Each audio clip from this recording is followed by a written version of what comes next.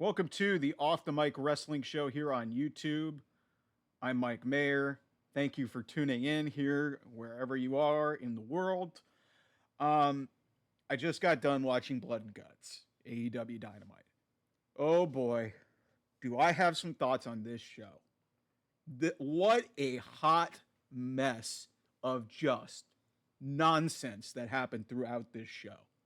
And if you like this stuff, good for you. Because I don't call this a wrestling show. I call this crap. Like, this was bad. This was really, really bad. And the coup de grace on this crap sandwich of a show was this blood and guts match, which you had an opportunity to maybe tell a compelling story or anything, because really the hook to this match was Hangman and Swerve. But Hangman and Swerve really didn't interact for a whole hell of a lot in this match. And then they were eliminated effectively from the match because they had a spot where they fought to the top of the stage and fell off the stage through a table in picture. So if you were watching this on TBS, you didn't even see this. Because the odds are you probably aren't even paying attention to picture in picture. So that pissed me the F off. Like, that, the main hook of your match. Nobody cares about the rest of the people in this match. Darby Allin is fun, but he's barely been there because he's been hurt and beat up ever since Sting's last match. So it's just like, there was nothing here. There were some cool spots, some crazy stuff that they did, and then it went completely and utterly too far at the end with some of the stuff that transpired at the end of this match, much like Anarchy in the Arena. Darby Allin and the Team AEW, coming out of that final break, proceeded to handcuff Jack Perry to the cage, and they hit him with chair shots. They hit him with kendo sticks. Mark Briscoe then hit an unprotected chair shot in 2024 over the head that looked really tough to watch. Like, you rarely see that, especially AEW had a huge mishap 5 years ago in the infancy when Cody took one of those. I mean, fortunately, it looked like it was a gimmick chair, but still, it was a bad idea. And then Darby Allin threatened to light Jack Perry on fire. He got the TNT title match that he wanted, and then Team Elite ultimately just quit. And it was very anticlimactic the way that they did it. And it's just like, okay, if you're into like thrilling spots and no story and it's just like a popcorn flick, then maybe this was the match for you. And like, yeah, in the early infancy stages of when WWE was on its downfall, maybe this registered a lot more. But in the days where WWE has all this intricate storytelling and you've got all these big storylines going into a big pay-per-view, and then there's this pile of shit that happens on AEW. This is exactly what has been wrong with this company for a long time. I gotta hand it to the women, because there's a lot of compelling women's stuff in this company right now. Even if I was kind of hit and miss with some of the stuff that happened with the women on tonight's show, but I like where they're going with some of their bigger feuds, heading down the stretch towards All In and into the latter parts of summer. But the men's side of this thing is just a debacle. Like, Swerve felt like an afterthought in that match. Like, he got handcuffed, he got attacked by Hangman, he gets back in with some help, and then is in there. He had one of my favorite spots of the match is when he took a bunch of staple gun spots, effectively no-sold it, and then started staple gunning everybody, including Okada, everybody on the Elite side. But then effectively, like, in the picture-in-picture break, he gets eliminated with Hangman, and that was really the whole hook of this match.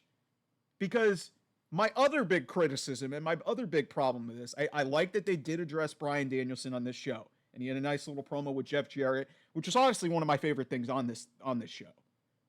But my problem is Bryan Danielson, we are about a month away from All In. Bryan Danielson, one of the greatest wrestlers of all time, feels like a complete and utter afterthought. And he's in the main event of this show. I don't blame him for getting involved in this match, because he might have hurt himself and might have not been there, and they kind of sold that as why he wasn't involved in this match. But it's like the feud with him and Swerve, which was set up, and the match that was set up 2 weeks ago, it feels like a complete afterthought because you've got this blood and guts match that you had to do, which, in all honesty, meant nothing. This meant nothing because, okay, what did any of these spots really do to set up anything in the future? Let's just think about that for a second. Okay, so Anthony Bowens went through 4 tables in this match, and he went through barbed wire boards. Does that really, like, set up the stage for the tag team title match? No. Yeah, Darby Allin got his TNT title match, but at some point he was going to get that. You're trying to establish this heel faction in the Elite, and they've done. I mean, yeah, they got their win at Anarchy in the Arena, but this just the way it was set up and the way it finished off. Yes, Jack Perry looked defiant in defeat and like didn't get burned, but he got hit with a bunch of shit at the end, and it's just like this felt like a big nothing burger for me. And it's just like, I don't understand why you have to go to that many lengths to just think that you're going to entertain people, because that is indie-rific crap. That's what it is. And if you want to just cater to your fan base and want to admit that you're not mainstream and you're just catering to a niche audience, then fine. But stop lying to yourself in telling me that you're in a direct competitor to WWE, because that is a load of crap when you're putting out matches like this. You got guys bleeding all over the place, unprotected chair shots, staple gun spots. It's like, I understand that you don't see that in the other company because it's kid friendly, but this was way too far, way too much, a lot of spots, and it's just like, there was no story here. There was no story to this match. You couldn't tell that somebody was fighting for the honor of AEW. Everybody had their own personal motivations. They had a promo to set this up earlier in the night. This was horrendously booked, horrendously executed. I hated this. There was a couple things that I liked in it that were fine. The Jeff Jarrett run-in was okay, kind of cool. I liked what they're kind of doing with him. And then, like I said, the Hangman and Swerve stuff was the best stuff in the match because it was the only thing that really had a story in it. And they were gone in a break. Like, what are we doing? So just, I mean, oh my God, this was just, it was bad.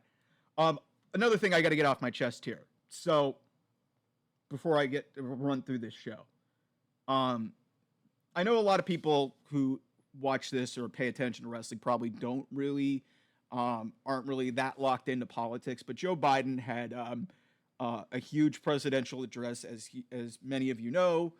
He dropped out of the presidential race. He will not be running in the 2024 election. I'm not going to get political in this, but that happened at the start of Dynamite, literally at the start of Dynamite. So my logic, and I was kind of against the whole Ospreay and MJF thing last week, and I've made no qualms about how I hated the finish. And, booking this to start the show is an interesting choice. But if you look at the ratings and you look at the quarters that came out, it held steady out of the Big Bang Theory, lead in, and pretty held steady in the mid to high 800,000 rating. And then it dropped off a cliff at the end of the show because they were able to hook somebody in, or the average viewer, or some people hooked them in for this 1 hour match that was really, really good with a crap finish that I didn't like, but still, you were hooked in until the end. So the logic would dictate to you that it would make a ton of sense to maybe start with your biggest bullet and, go with that as your match. But they didn't do that. And we'll see if that ultimately backfires and people really wanted to stay around and tune in for the Blood and Guts match, which started in the 9 o'clock Eastern, 6 p.m. Pacific hour. We'll see if that works out. I have no reason to believe that that's going to happen. And we'll see the real test of how many people started tuning away. And like I said, the Biden speech lasted about 15 minutes. So a lot of people who were absorbed in both and wanted to watch both, maybe watch it on tape delay or something. Maybe that'll affect the rating. I don't know how that works out. I'm not going to get too down the road, but just to keep that in mind, that I think that was a missed opportunity. I think you should have started with Blood and Guts. As much as I didn't like this match, this was the best thing you had on your show, and that was really what was selling it. I understand that you wanted to make it this main event, but it just seems like with the experiment that you did last week, the line of thinking would be, okay, we're going to go with this match off the top. I don't know how they would have finished the show. Maybe you finish with MJF and Ospreay and you do the show effectively in reverse. But the show is called Blood and Guts, so I kind of get where they were what they were thinking, but I still think it was kind of a missed opportunity. We'll see if the ratings show a significant drop in their viewership, because like I said, they were I think they were somewhere in like the 780,000 on average. Like I said, they were in the high 800s because usually close to 1 million people are watching Big Bang Theory on the lead-in, and then they just shut off the television. So that's the other thing I got to get off my chest. Okay, so the show starts. Let's run through this. So the show starts. It's Alex Marvez. I love Alex. I love that he's really trying, because I've always appreciated Alex and his NFL work. And he's been with he's an AEW day oneer.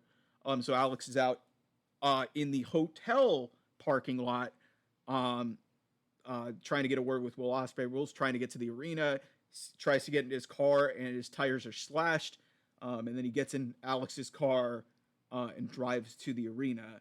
And that leads into what opens the show, the MJF promo. MJF starts taunting Ospreay, saying he didn't hit the Tiger Driver because he's a gutless coward. He does mention Swerve, which I liked, setting the stage for some stuff down the line. He says he beat Will without breaking a sweat, tells Will to take a long walk off a short pier, and then mentions Will Ospreay's now dead grandmother, which was a choice. There was 2 dead relative references, which I think have started to run its course with the whole Christian, that stuff. So then he challenges Will to come out and face him like a man. Ospreay's music does not hit, and so he thinks Will's a coward, because obviously he's the one who, and it was heavily insinuated that he was the one who slashed the tires. So then he says the international title was framed as working man's title. And then he goes, working hard just for poors all like you, points to the audience, says he deserves the title, fit for him, and he throws the old international title in the garbage. The international title is now the AEW American Championship. It is American designed. Didn't we do this already with the Triple B when MJF was the World Heavyweight Champion? Like, MJF's done this a couple times, and I've been willing to let it go because he's so good. But this just felt forced, and this just felt really weird, really to just sell the point of, okay, we're going to get the match at Wembley. I do like that they brought up the Tiger Driver. That better finish the match at Wembley, and when Will gets his title back. It better be a Tiger Driver and then maybe a Hidden Blade or something, and that's the end of the match. It can't be a kick out. That has to be it. If that's not it, then any small shred of goodwill that I had about my hatred for that finish last week is out the window. I still hate it because it basically rendered it's in the same vein of why I didn't like this Blood and Guts match, because there was just no sense. Like, you get, what in that match do you value in going towards the end of that match, and you look at in Blood and Guts just a bunch of spots, and then AEW did a whole bunch of spots with this Ospreay. It's a straight wrestling match. And then it comes down to the last 60 seconds with Ospreay not wanting to do a move, a ref bump, and then getting hit in the head with the Dynamite ring. That's it. So then there's an American flag that drops from the ceiling with MJF's face on it. Oh, great. That's cheapy. Streamers drop. Will Ospreay finally gets to the arena, says MJF knew he couldn't beat him and reached into his trunk. He said some expletives that I'm not going to say on here. Reached into his trunks past a certain area, and for his Dynamite ring, he'd rather cheat than admit that I'm on your level. Will says he had a meeting with Tony Khan and Christopher Daniels and says they've got the rematch. It's at All In. Could have told you that from a mile away. But wait a second. There'll be something that addresses later in the show. Doesn't Pac have the next international or American championship match? This was weird. It's a decent enough follow-up where you advance the story, you get the match, and you start setting the stage for a month from now and do one of your biggest matches. Again, I still didn't like, I understand it was a short-term gain. I wonder if the long-term payoff will work. But yeah, this was kind of there. It was a fine segment. It was whatever, but it's like it felt It felt redundant. It felt like over again. It was just sort of there. So then we go to the backstage area for the coin toss. It's Bryce Remsburg. He comes into the backstage area, and Christopher Daniels is beaten up by the Elite. And they insist, hey, we've got our own special coin. And they flip the coin. They get the advantage. It's revealed it's a double-sided coin. So they rigged it. Hangman, notably, not present in this. And they're wondering, okay, it's going to be fine. Then, okay. Really, this is just an exemplary way to explain. Not exemplary. That's not the right word. This is just a microcosm of where AEW is. You start off with MJF. Granted, he's your biggest star. And I get that, but like I said, I think you should have started off with a match to hook people in like you did last week. And the Blood and Guts match was selling this show. I understand it's the name of the show that maybe you were just going to go with that. But then, from all of that, we go to Chris Jericho versus Minoru Suzuki. And I know this match was set up weeks ago. Nothing sells your company, a young infant company, like two men in their 50s chopping each other for 15 minutes. This was, for the longest time, they were just chopping back and forth, effectively killing each other's chest. Jericho sliced his chest open again. We've seen this multiple times now. We saw this against Tomohiro Ishii a couple years ago, and then earlier this year against Katsuyori Shibata. So, like, yeah, it was just a whole chop battle for a large chunk of this match. Then Suzuki fought. Then after an extended chop battle, Jericho kicks Suzuki in the gut. Suzuki puts Jericho in the armbar. Uses the chair. A lot of this was just. It wasn't really wrestling. But then down the stretch, it got semi-okay. Suzuki actually hurt Chris Jericho's hand. Put a chair on top of put a chair over his hand, and he hit the chair on top of hit the other chair into the hand. So he works the hand for most of the rest of this match. So Suzuki goes for the Gotch style pile driver. That gets countered into a Walls of Jericho. Suzuki goes again for a pile driver, but Jericho then hits a low blow and a Judas effect for the win. This was nothing. It didn't need to happen. Like, I understand that you're trying to get Chris Jericho over as this, for the world championship. Nobody gives a crap about Chris Jericho in 2024. And when you've got so much talent on this roster and a lot of it young that you're trying to position, putting 15 and I think Minoru Suzuki is fine. The Murder Grandpa, it's amazing what he can do at his age. This didn't need to happen on this show. This was a waste of time, especially when half this match was just chops.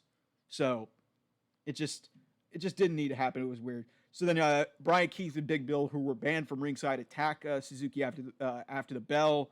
Shibata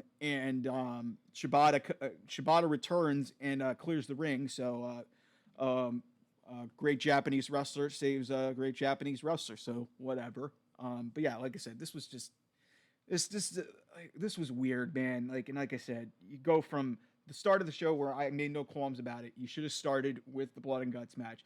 And then you go from MJF in a promo in a segment that we all knew was going to set up a match. And it really, like I said, it was just a retread of a segment that we've seen before from MJF. And then you go into this match with Chris Jericho and Minoru Suzuki, two guys in their 50s. Like, what are we doing here? What are we doing? Like, this is like niche wrestling type stuff. And this is the problem that I have with AEW. Then we get Willow Nightingale. By the way, congratulations to Willow Nightingale. She is freaking awesome. She's now the CMLL women's champion. That was a belt previously held by Stephanie Vaquer, and she relinquished it when she went to WWE. So it looks like we're going to get a word with Willow. But then Statlander and Stokely come in. Stokely comes in. Willow can't even say anything. Chris Statlander just attacks her before she can even say a word. Like I said, Stat then hits an F5 on a road case, which looked pretty sick. Stokely then says, "Hey, why don't you have an eliminator match next week against Chris?" Eliminator match meaning if she wins, she gets a CML title shot. Why not just make it a championship match? Why do we have to do an eliminator match? Because then you're basically going to set up a championship match where you just beat where you just beat your champion. Like we went through this with these championship contender matches in WWE. It just doesn't work, especially when you go back and forth between needing a ranking system or just giving people chances and whatever. It's not even your belt, so why even do it? It's not even your. It's. I understand you have a working partnership with CMLL. It's not even an AEW belt. Why have an eliminator match? Just put the title on the line. Put the title on the line. What harm is there in that? Some people will say, "Oh, CMLL does the booking." Who cares? Then do it on their show. This is like there's a line between partnerships and this. This is just. I think this is just making an excuse to have a match between these two. And there really doesn't need, these two already have a blood feud. So why are we doing this as an eliminator match? You can just do it. You can do it as a title match. You can do it as just a straight match without any implications and not even have to imply that it's an eliminator match. This was weird. Then, like I said, one of the best things on the show was the Renee Paquette clip of an interview that she did with Bryan Danielson. Bryan basically says neck is fixable according to Doc Samson, but he's going to try and enjoy the moment. Jeff Jarrett comes into the shot. Jeff Jarrett, low-key, has been freaking fantastic in the last month and a half. And I never thought I'd be saying that in 2024. He has been terrific with this Owen Hart Cup arc, with what it means to him. I was not a believer in him being in the tournament, but he has done really well. He had the great stuff with Hangman in becoming that babyface. He then gets involved in Hangman's match with Switchblade Jay White. He's involved in the men's championship, and now he's a key figure really on AEW television. And I think this is the way they should utilize him. Don't overutilize him and try to get him over as this heel. Have him be like this mentor guy or who's trying to encourage and do some good. I think this was a good idea, and I actually have to give Tony Khan some credit in doing this. This was one of the few things on this show that I liked. So like I said, Jeff Jarrett comes in and says he crushed. He didn't win the Owen. But Bryan, you overcame the odds, and I was proud to be in the ring with you when you won. But Jeff also says you have a lot of mental healing to do. Sounds like you've got one foot out the door, and if you want to go all in, you've got to go all in. A lot of people believe in you, and I'm at the top of the list. This was great. This was really good. The shame in all of this is, like I said at the start, Bryan Danielson feels like an afterthought here. He really does. Like him and Swerve in this match, it feels like two different stories. Not one coherent story, which is what Hangman and Swerve is. So I love Bryan Danielson, but if you've been watching AEW television the last 2 weeks, it is clear as day that there is some miscommunication or some disconnect with what's going on, because it's clear as day the fans wanted Hangman and Swerve for the world title. And Bryan's fantastic. He deserves an opportunity on the biggest stage.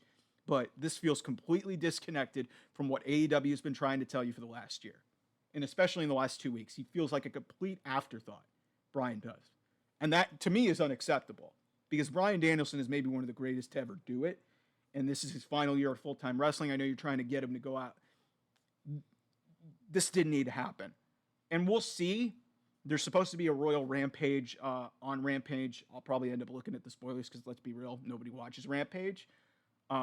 That's going to determine who faces the winner of that match at All In at AEW Grand Slam in September. So, okay. But again, like I said, if you watch this promo was fantastic. It just feels completely disconnected from what's going on with Swerve Strickland. He seems so solely focused on Hangman. And I don't know what they're going to do moving forward because, like I said, there was minimal stuff going on in that match between Hangman and Swerve. And it's like, okay, what are we doing? So it's kind of a mess. We get Britt Baker and Hikaru Shida. This is a good little match. Nice showing from Britt nice showing from Britt in her first match back in 9 months, I think it's been. Really the setup for the end of this match. So Shida kind of teases her. She's been kind of teasing this darker character and using the kendo stick, but she couldn't do it. So Britt gets a swinging neck breaker for a 2 count. Then Shida gets in her Falcon Arrow. She goes for her finish, the Katana. But Britt, who had her glove on for the lockjaw for a long time, is able to grapple her down, get her in the lockjaw, get the submission for the win. And then out comes Mercedes Moné. Says it's an impressive win. I know everybody's waiting for my response to your challenge at All In. And she says no. And then out comes Camille. Oh my goodness. This high profile female signing, one of the top females who had a historic run with the NWA Women's Championship, to my recollection, has been signed since like January or February of this year. It is almost the end of July, and she's being brought in as Mercedes Moné's bodyguard, which is a great idea. This should have happened months ago. Mercedes Moné had her opening promo in her hometown. From then on, she should have been a heel. From then on, she should have been a heel because it did not work as a babyface. She was booked terribly. Fans just didn't connect with her. It just didn't work. And they finally turned her heel after she beat Stephanie Vaquer. So, yeah, I mean, great that they finally figured out, hey, we've got a powerful and imposing woman in Camille who can now be the effective heavy bodyguard for Mercedes Moné. But this took way too long for this to happen. I don't understand why it took this long to give her created. So she hits a torture rack and it rolls into a sit-out powerbomb. This is effective for what it was. But like I said, in terms of execution, this could have happened weeks ago, months ago. Like, to just have this happen now, it just feels weird. Like, I know we're just trying to establish other things. It'll be interesting to see how the storyline develops, because I like what they're doing, and it's going to eventually lead to Britt and Mercedes at All In, which is one of the highest profile women's matches you can do. But man, like again, the wrinkle with Camille here, like I said, if they would have done this in April, it probably would have landed a hell of a lot better than doing it right now, because it's been known, it's been common knowledge that she's been under contract with this company for 4, 5, 6 months. And now you're finally figuring out how to use her. That's how it landed to me. Get a patriarchy promo. They talk about winning the trios titles. The circumstances I've already talked about and how ridiculous that was. Nick Wayne gets some mic time, which, kid sounded fine for, mentioned he's in the Royal Rampage on Friday. He sees Kip Sabian, who's been kind of shadowing in the background with these patriarchy promos, and basically says, I'll throw your ass out. It says, no one cares about your dead dad. Great. 2 dead relative jokes on this show. Wonderful. Then this show just completely went off the rails. Like, it was already kind of teetering, and it was kind of weird. There's a couple of redeeming things in the middle. Then, for whatever reason, AEW decided to have back-to-back squash matches. We had Pac taking on Boulder. This was a squash match. Pac getting Boulder actually getting a moonsault in early. Pac then getting his missile dropkick and then hits a brainbuster, and that's the match. This lasted about 60 to 90 seconds. Did this need to happen on Dynamite? No. And there really is no, I don't think there was any explanation about him being... There might have been something on commentary about him potentially getting the next international title shot or American championship title shot. But why did this happen? Why did this happen? I love Pac. This didn't need to happen on Dynamite. This having a squash match. And we get a Team AEW promo. They talk about the spirit of AEW being on the line tonight. And then Darby basically butts in on Swerve, saying Swerve isn't his leader. And then you've got the Acclaimed is mad. Everybody's yelling at each other. Mark Briscoe, being the voice of reason, says, let's put everything aside. Let's just go being violent and win this for AEW. Okay, so first of all, this was a weird promo, especially on the night that you're doing the match, when you've had no story to this, and now you're trying to tell us a story that, these guys coexist? And there was none of this that was played up in that match. None of this. Nothing with Swerve. Nothing with Darby. None of this was played up in the match. None of this was paid off. So this was pointless. I do like Mark Briscoe. He is a national treasure. Give him more mic time. And he's got a Ring of Honor championship match, I think, against Roderick Strong this weekend. I love Mark Briscoe. He's been fantastic. And he was actually really great in the Blood and Guts match. Even, like I said, it was just a bunch of hot air. He did his part really well. Then we get Mariah May against a local jobber who I didn't catch her name. Mariah gets a drop kick out of the box that looks sick, a missile drop kick off the top. She hits her Mayday finisher, doesn't cover, but she does the hip attack in the corner and hits a Storm Zero for 3. So Mariah wins effectively. Again, did this need to happen? What followed may justify it a little bit. Mariah teases with Tony's music hitting, but then Tony shows up disguised as one of the crew members, sneaks up from behind, um, and they brawl. And I think she says something to the effect of, "What are you willing to do? I'm willing to die for this." Um, this has been a hot feud, but I would argue that Tony Storm returned too quickly. I think they should have waited a week, especially with the Blood and Guts match coming up. Um, I think that this was forced onto television. Like you could have had. I mean, Tony was bleeding profusely 2 weeks ago, and she's back 2 weeks later. Like, okay, like I think this feud's gonna be fine, but I think they might have been better served in, like, giving this a bigger stage like a week later, rather than jamming this in after Mariah May just beat some random jobber in 2-3 minutes. And like the most egregious thing that happened in terms of booking this show is you had back-to-back squash matches. That should never happen on your number one show. You don't. I can't even recall the last time I've ever seen that on Raw. Like, you could split them up in between hours, but back to back, that's inexcusable. Like, that's a surefire way to just lose people off of your show.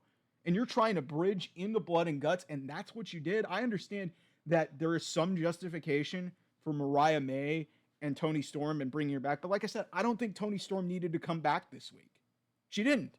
I think you could have sold it for another week. You still have 2-3 weeks to build a feud. This has already been one of the better stories told in AEW. I don't think you needed to bring Tony back for this.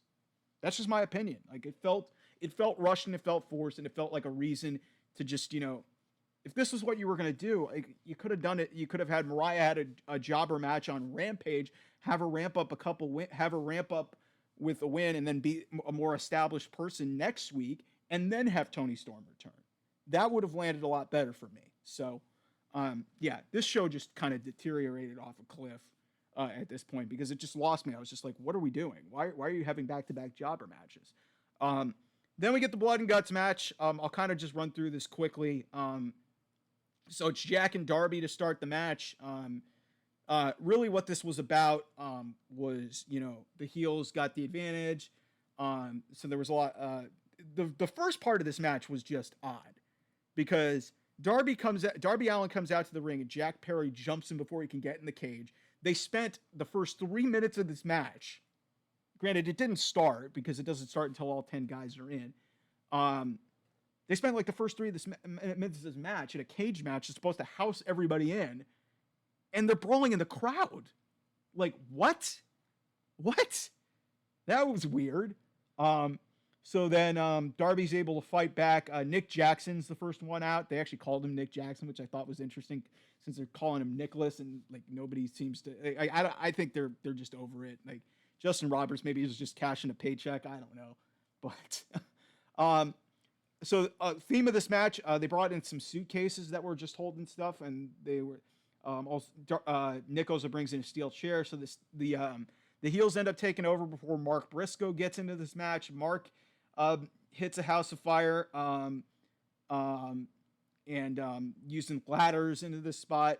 Then it gets to Matt Jackson, who comes in. He's got another briefcase. They use it to hit Briscoe. They nail Darby with a DDT. Briscoe's ultimately busted open. Darby then gets powerbombed into Mark Briscoe.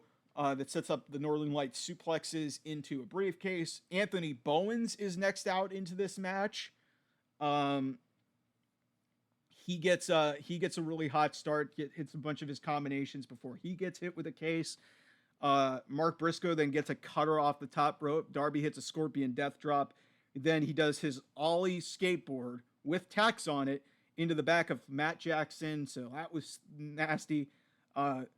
Anthony Bowens brings in scissors because scissor me, and so runs that in the mouth of Jack Perry. This is when it just got way too, just ridiculously over the top. Okada's next in this match. He has a Rainmaker Drive sign and takes out all 3 members of Team AEW. Okada's been great. He hits a tombstone to Mark Briscoe on the sign. He teases the Rainmaker, then goes low with a kick. and they end up hitting Briscoe with a chair. We get another break. Max Caster's next with a microphone in his hand. He actually uses the microphone. I thought he was going to rap during this, which would have been interesting. But he uses the microphone as a weapon. Uses a chair on Perry, and then uses it on the Elite with a chair. He actually uses a chain. He uses a chair on Perry, and then off the top to Okada. Then we get barbed wired boards because we just need more ridiculous weapons because this is so indie-rific and over the top.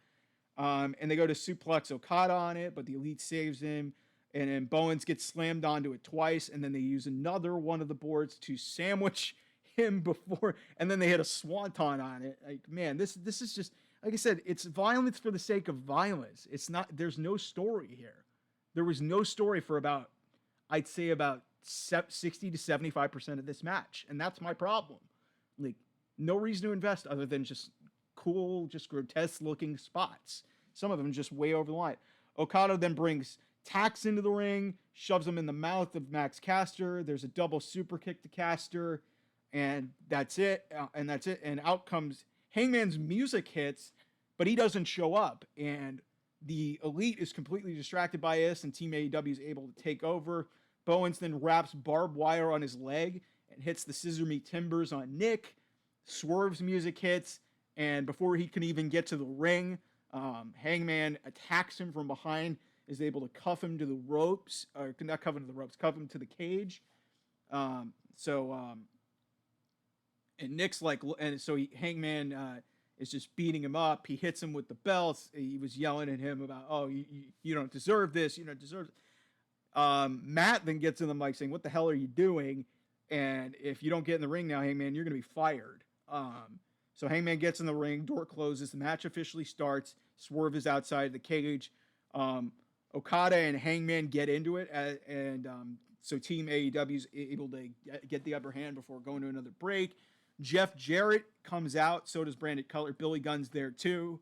So a little bit somewhere BG James is very happy seeing two of his old buddies reuniting here. Billy Gunn gets a couple of punches in, and Cutler gets hit with the guitar. And then Billy Gunn, Jeff Jarrett, and Prince Nana free Swerve from the cage. They can't get in the door, so they basically, Swerve then effectively breaks into the cage by cutting open the barbed wire and the chains to get in. And he faces off. Then he basically dominates the whole Elite, and then they meet in the middle of the two rings. This is where the stuff actually got really good. Hangman then hits Swerve with the barbed wire board. Then, like I said, Swerve is able to bring back the staple gun, which is a nice little callback. Hangman blocks it. Nick hits a low blow. They open up one of the cases, reveal that it's staple guns, and they just all of the Elite just takes turns stapling parts of Swerve's skin. Swerve is laughing his head off, which was badass. Swerve's able to take over. He staples Nick in the head, Jack in the neck. Okada goes for his trademark finger, and Swerve staple guns that. That was pretty funny. Hangman buckshots. He goes for the buckshot and hits Okada, and then Swerve staple guns him in the jaw. And then the point of this match where I just really got pissed off. I'm doing the best I can to summarize because there was so much that went on in this match, and just like I said, it felt like a lot of hot air at the end of it. I just feel like unnourished. But yeah, Swerve and Hangman. So we go to a final break. Swerve and Hangman brawl off the stage, and I could see in the corner of my eye that they brawled up the stage and then they fell off the stage through a table. And if you went to go to the bathroom or you don't watch picture in picture, you were just told that out of break. What the hell? You have 45 minutes of this match, and the biggest story of your match is out the window during a commercial break. Like, if you're not watching this on if you're watching this on another provider, on Fight or somewhere else, then maybe you got a chance to see it. But if you're watching this on TBS in the United States, you didn't see that. That's bullshit. I'm sorry, that's bullshit. That should never happen, especially in a big moment like that. That was a big moment in this match. So then the Bucks are able to stack 4 tables. Anthony Bowens is under 2 of them, but Bowens is able to go up and meet Nick near the top of the cage. Bowens tries to fight with Nick near the top of it, but he gets knocked off the cage through almost all the tables. It looked nasty. I think it was 3 out of the 4 broke. That was a pretty rough landing for Bowens. Mark Briscoe gets a whole bunch of Jade Drillers in and hits a froggy bow on Matt through the table in the middle of the 2 rings. Darby, another 6 spot, and this is a testament to Darby's just cat-like quickness and ability athletically. He's a maniac. I think almost to a fault.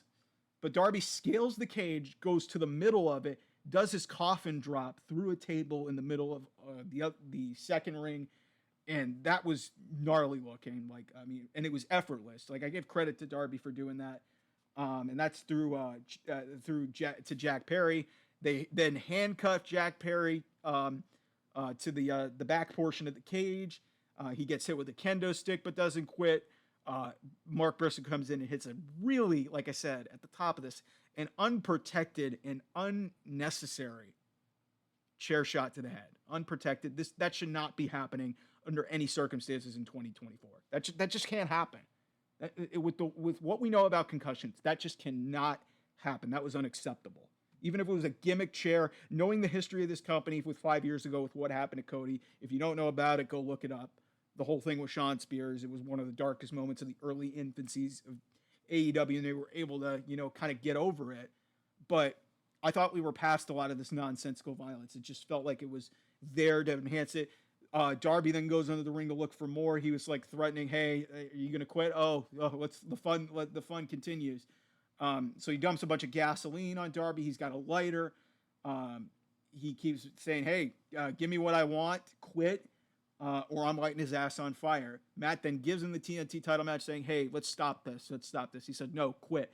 And he says, and then Matt just said, "Okay, this is enough. We quit." Most anticlimactic ending to a blood and guts match that I think I've ever seen. You knew it was building to that because Jack Perry wasn't going to get out of that. Also, like I said, what does this lead to? What does this lead to? People keep saying, "Oh, this should have usually is a feud ender. And it's really going to start feuds." Okay, it starts Darby versus Jack Perry, but that had already started already. We knew that was going to happen. Did you need to use a blood and guts match to get there?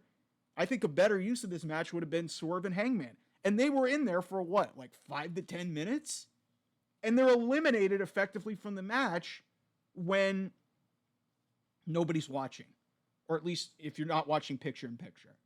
So that pissed me off, really pissed me off. This was not a good show, in my opinion. This was not a good show. There was a few things that were really redeeming. I liked the Bryan promo. I liked the Britt Baker match. But yeah, having back-to-back squashes in the middle of this thing right before Blood and Guts. And like I said, Blood and Guts, just a bunch of spots. Bunch of hot air. It went way too far for the sake of violence. If you're gonna go that violent, it has to mean something. And this feud has meant nothing. It felt like spots for the sake of doing spots. And that is indie-rific bullshit. It shouldn't be happening. And that unprotected chair shot and threatening to light a guy on fire after you've already lit the same guy on fire 2 months ago. That's not, no. I didn't like it. The MJF stuff felt redundant. Okay, we've got MJF Ospreay, but like I said, and like I said, you didn't even pay off your Team AEW promo from earlier in the show. There was no tease of tension whatsoever on Team AEW. So any semblance of a story that I'm willing to be invested in for this match was thrown out the window. Really, just it was a lot of what I just do not like about this company right now. And I'm not saying they need to be WWE, but there's got to be some level of restraint. And, the violence it's fine, but there's got to be some level of restraint and some level of it meaning something. This was just outside of bringing in staple guns and stuff, which was a neat callback, and having Jeff Jarrett be the good guy, but that really didn't effectively mean much. It's okay, he's just now a good guy all of a sudden, and we're trying to hammer that home. But yeah, it's just like this was just a bunch of spots and the most anticlimactic ending that I think I've ever seen. We all knew that they were going to quit. They wanted to try and make Jack look like a badass for not quitting and having somebody else quit for him. Still didn't work. We all know Jack. We all know about Jack Perry. Most of us don't like him for how much of a punk he's been. Yeah, this just didn't land. So, one more quick thing I want to address about AEW before I go.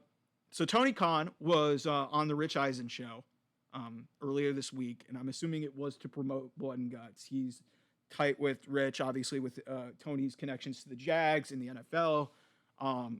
So he was asked about potentially doing a super show with WWE, and he said he'd be open to it. And I just had to, double take in my computer, and then I laughed my head off. This is the same guy 3 months ago that compared WWE to Harvey Weinstein. And now you want to work with WWE when you tried to smear a guy who used to work for you by airing footage because he said he didn't like working for you. And then you had one of your new top stars smear one of the top executives in WWE. But now you want to, do business with WWE if the time is right. Bullshit. This and a lot of AEW truthers and stans are not going to like what I have to say here. This screams that maybe that deal that has been rumored imminent for the longest time maybe isn't getting to the liking of what AEW wants. Because why 3 months later, after you basically spent a lot of your time in the media when you could have been promoting your own show to smear the other company, do you want to work with them now? How does that make any sense? And that happens just days before you put on this crap of a show, which is just an embarrassment to wrestling in general. Like there's an extreme match that just goes way over the line. You have back-to-back enhancement matches that didn't need to happen, a rushed return, a couple good things here and there, but this was an awful show. I'm sorry. If that offends you, I really don't care. This show was not good. And it is emblematic of everything that is wrong with this company. This men's division stinks. You've got your top feud for the world championship feels so disconnected that there's two different stories being told. So that doesn't make any sense.